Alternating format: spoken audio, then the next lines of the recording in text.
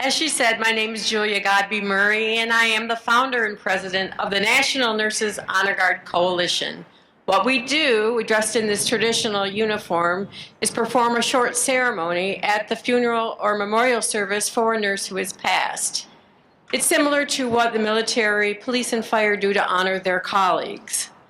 Unfortunately, I've seen through the years that I've been doing this that the nurses are getting younger, and many of them are nurses like our Tristan here that we're honoring today. And I want to make this change. I want it to stop. So you can see I'm on the older side. So I've been in the system a very long time, and I've seen the changes. When I first started in 1974, where I'm sure some of you weren't even born yet, but the CEO of our hospital lived in our community.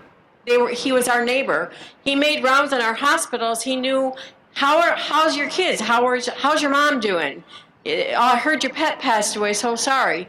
And we had a relationship with our community and with our management. Slowly, over the years, I witnessed the change. The change was not good as it became corporate that came in and bought out all these community hospitals that served the communities that they lived in and loved. And this change, like I said, has not been a good one.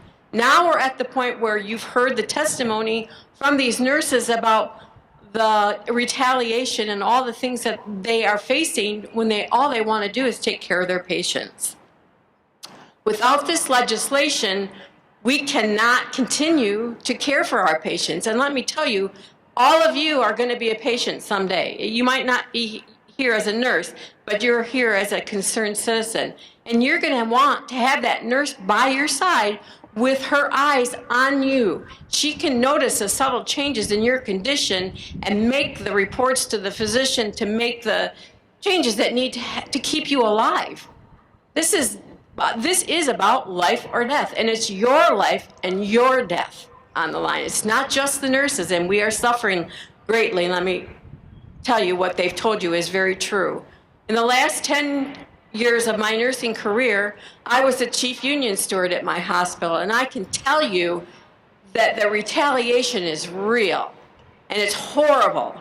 And it's a good thing that my nurses had a union that we could come in and protect them from that, and we fought hard every day to do that.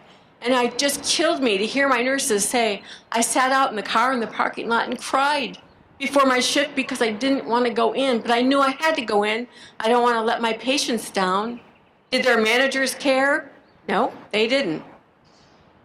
And I want you to help us, and you can help us. We can't do it without everybody putting the pressure on their legislators. You vote them in, you can vote them out, and let them know that.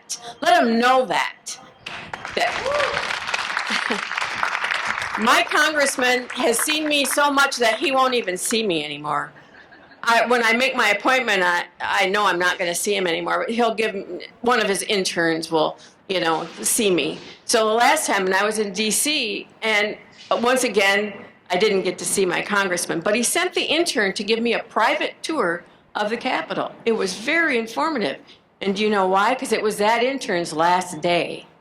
And I got to kind of pick his brain a little bit. And I asked him, I said, how do we reach these people? How do we make an impact? He said, you can't write one letter. You can't make one phone call. He said, we interns are the ones that go through them, and if there isn't a lot of them, they just go in the circular file. So in order to make that impact, you got to write them, you got to call them, you got to visit them, and you got to get everybody you know to do it too. And not just one time. Keep it up. Keep up the pressure. Like I said, we vote them in, and we can vote them out. I suggest that you hold in your homes, you can even have a little wine when you do this if you're of that, that's something that you like to do, and start letter writing.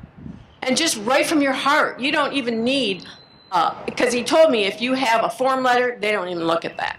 So you write from your heart. It's there. The words are there. Why is this important to you? So I want you to all move forward. I've been a nurse advocate for a long, long time, and I gotta say, I think my sign should read, I can't believe we're having to protest this SHIP again. because it's just common sense. You don't even have to have any kind of a degree to figure out if you've got 8 or 10 patients, they're not going to be seen. You can't take care of them. It's not safe. Patients are literally dying, and it could be you, it could be your loved one. Let's make the change now. So we wear this uniform because it's a traditional, probably the most recognizable nurse's uniform, but what you might not know is this lining on this cape is there for a reason. It's red. Because when nurses were tending soldiers out in the field in the 1800s, way back then, we still cared for our patients, they would flip that cape back and wave it when they needed help, and they could call for help. So here I am today, I'm waving it. Please, help us, help us. You can do it, you need to do it. It's for your lives and the people that you love as well. And thank you for coming and supporting all of us. Thank you.